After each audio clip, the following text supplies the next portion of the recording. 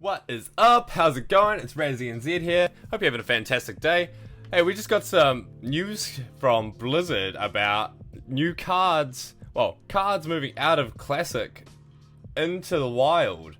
And there's some pretty big cards on the list, such as the Azure Drake, Ragnaros, there's a few more. Anyway, you have to check it out. I hope you enjoyed the video. I am so flabbergasted at the moment, I don't even know what to say. Anyway, I hope you enjoyed the video, and yeah, I'll see you guys later. A year of Mammoth proportions. We've got a lot of great things on the horizon for Hearthstone in 2017, including new content launches, innovative ways to get together and play with friends. Interesting that they're trying to work on that a bit more. I thought it kind of makes sense the way they've got it, but I'd say that you can't get there's no real perks to playing with friends, so there's no real reason to, it kind of feels like when you're playing with friends you're wasting your time because you could be doing quests or something else otherwise. But hey, let's see what they do. 2017 marks the end of the year of the Kraken and the beginning of a new Hearthstone year, the year of the Mammoth. Each new Hearthstone year brings a fresh start in the form of a new standard format.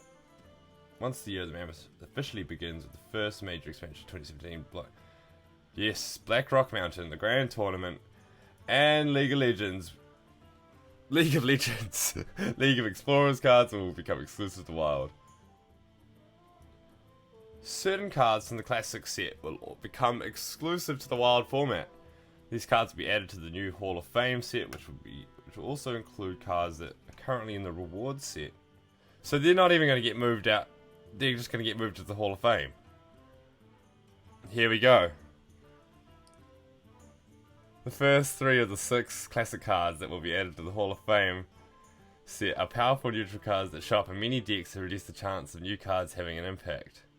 This is true for cards in the 5+ mana cost range because players tend to use fewer of these cards in the deck. Azure Drake. Azure Drake is a strong neutral card that ended up being a bit too versatile and thus became one of the most played cards in the game. Now that I could definitely agree with. There should be more 5-drop options for players rather than considering Azure Drake as an auto-include. Yeah, okay, I feel you, Blizzard. I can understand where they're coming from there, definitely. It'll be interesting anyway. We don't know what's coming out in the new adventure, so it's very hard to say. But it's interesting that they're removing dragons, or a dragon. Quite a handy one at that. I mean, with the versatile thing and the most played cards in the game. Because I kind of had suspicions. No, we were talking about it, Vasilian, that the next adventure coming out would kind of involve the dragon, beast, murloc combo sort of thing with the menagerie magicians and the curator and stuff like that came out in Karazhan. So, Sylvanas, similar to Azure Drake, it's hard to see a card at the 6 mana cost outvalue Sylvanas. That's true. I mean, really, there's not many. Kian's pretty good. In addition, Sylvanas has the most powerful death rattle effect in the game. Yeah, as a comparison, the Priest Mind Control costs 10 mana. Yeah, but you get a guarantee. That's like, I'm just going to take that minion. It's not, you could get fully outplayed right now. Because that happens a lot with Sylvanas. As comparison, yeah, we have the exciting death rattle build rounds coming soon. And in combination with Sylvanas, they would be too powerful for standard. Okay, so Death Rattle build rounds coming soon. I mean, the Zoth is still a thing. So it's interesting. It's interesting. I'd be keen to see what these Death Rattles are. Yeah, 1600 fix my broken heart, Sylvanas is gone. Yeah.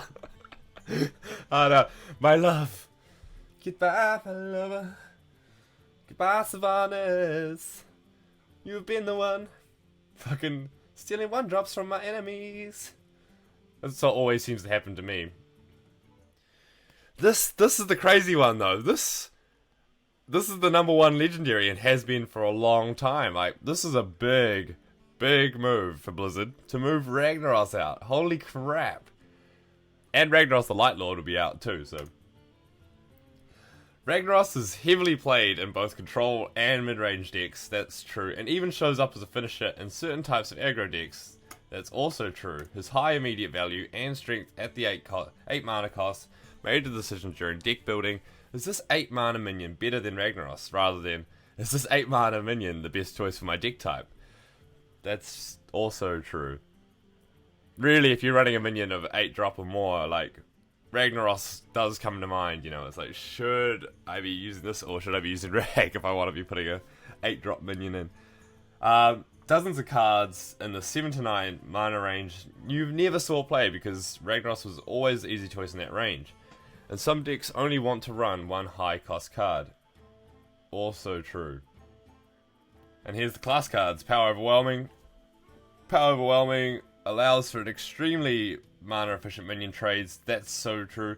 And holy crap. Especially with minions like Dreadsteed and ones that, you know, it's like you were going to trade them anyway.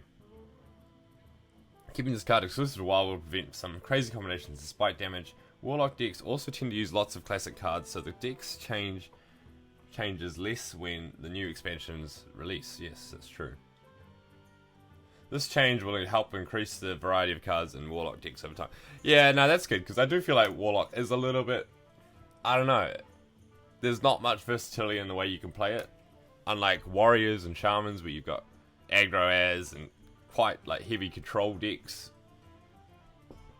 And, you know, with Warriors you've got Fatigue as well. Yeah, but that Power Overwhelming thing, I fully agree with that. That's good. There's so many combos that just can really destroy you with that. Ice Lance is going out. Freeze Mage is a fun deck that's been around for over 3 years now, and we'd like to see more variety with Mage decks after each major release. This move allows Freeze Mage to continue existing in Wild while creating more variety in Standard. Ice Lance also prevented us from making powerful spell damage cards and designs that allows you to duplicate your cards. Ice Lance is also a very high burst damage card, sometimes being a key component for 30 damage combos. That's... oh man, I've been brutalized by that, eh? The double Ice Lance out of nowhere. A couple bits of, couple minions with spell damage on the board, and the old Frost Strike, or whatever it is. The 3 damage freezes an enemy. Haven't really seen Ice Mage anywhere, but yeah, that's true, in Wild for a while. So I don't know if that's going to make a huge difference. Yeah, and that's, I guess, in terms of competitive play, the only mages you really see are Kazakus Reno mages, which Reno's going to be leaving too, so that's going to see a massive change as well. I feel like these Death Rattles, now that Brand's gone and the Zoth is still in, I feel like, yeah, like definitely Death Rattles are going to be a big part of this, especially with Barnes. Because, I mean, you don't want Battle Cries with Barnes decks anyway. Conceal's gone. Holy crap. Sweet. It's not that great of a card, but I am so sick of Miracle bloody Rogues just one-turning, like, dealing all this damage, and they've got their gadgets on out, and then they conceal and you can't clear it. It's such a pain in the ass. Stealth is a very powerful mechanic, and can also be very frustrating to play against. That's so true, Blizzard. More for some classes than others. Hearthstone should ultimately be a game of plays and counterplays. And see, with that, more so for other classes, some classes than others, priests really struggle against conceal. I mean, they've got Dragonfire Potion now, which is pretty good. But otherwise, I mean, that's one card, because usually Dragon decks are Reno decks for priests, so it's one card out of 30 that you're hoping to draw.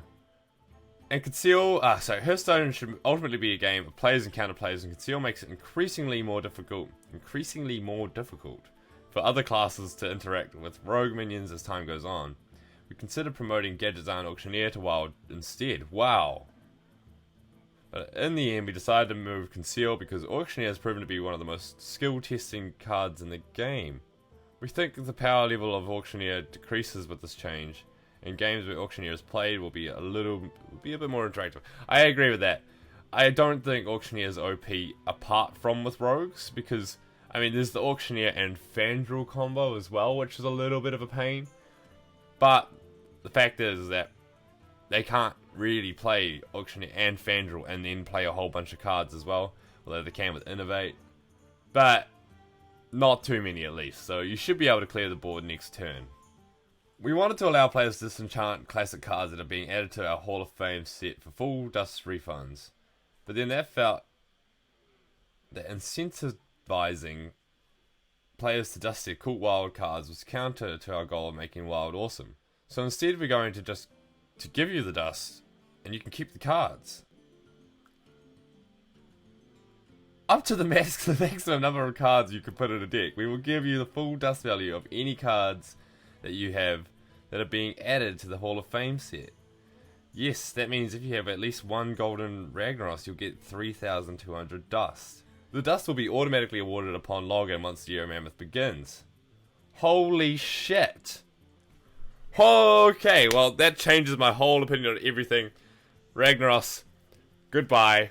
It was nice knowing you, buddy. Hope you enjoy your time in the wild, because I'm going to enjoy my time with that 1,600 dust. Thank you very much. Toppy. And Sylvanas. Lovely lady, lovely lady. Slightly dead. Still lovely. But, you're gonna have to go. So, Dal. They've just cheekily dropped that in right at the bottom, eh? So previously, a Hearthstone year alternated between expansions and adventures. For the year of the Mammoth, our release cycle will include a 130 card expansion at the start of the year, a 130 card expansion in the middle of the year, and another 130 card expansion at the end of the year. What? So, there's no adventures coming out. Why the change of release cycle? At their core, adventures paint colourful and thematic stories about the Hearthstone universe. Imagine being able to learn about the history and lore behind each of our sets inside the game in a similar way, defining who the Jade Lotus are through a series of battles between the mean streets of Gadgetzan families. Oh my god, the goons are so gonna get wrecked. Would have been a great way to supplement the overall Gadgetzan story arc. That concept is something we would like to do more in future sets. That's kinda cool. Taking the storytelling and cool missions and adventures and combine them with the card pools of expansions. It almost seems like this is a way just to get you to spend more money on packs. Here we go. Cards will be acquired via packs, like other expansions in the past. Additionally, each release will include optional single-player missions that will help develop the expansion's thematic narratives and offer fun challenges.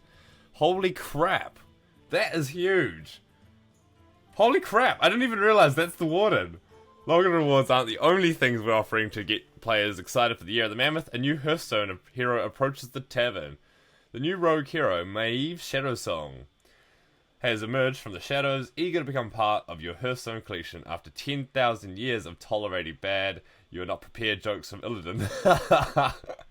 Legion beware, adding this vengeful night elf to your collection will be easier than teaching an old fellhound new tricks. Just win 10 games of Hearthstone in standard, ranked, or casual mode after the new expansion officially launches to acquire her. All you have to do is win 10 games in standard matches, ranked or casual. I don't even play Rogue and I'm excited about that. Sweet. There is a lot on the horizon for Hearthstone in 2017. Shit. Another 2 expansions. No mention of the adventures though. We hope you've enjoyed this look into the year ahead, and we'll see you at the end. Hey, that sounds good to me. Thanks, Blizzard. Oh man, Mammoth is definitely one way to describe this year of Hearthstone. Holy crap. What a change. Yeah.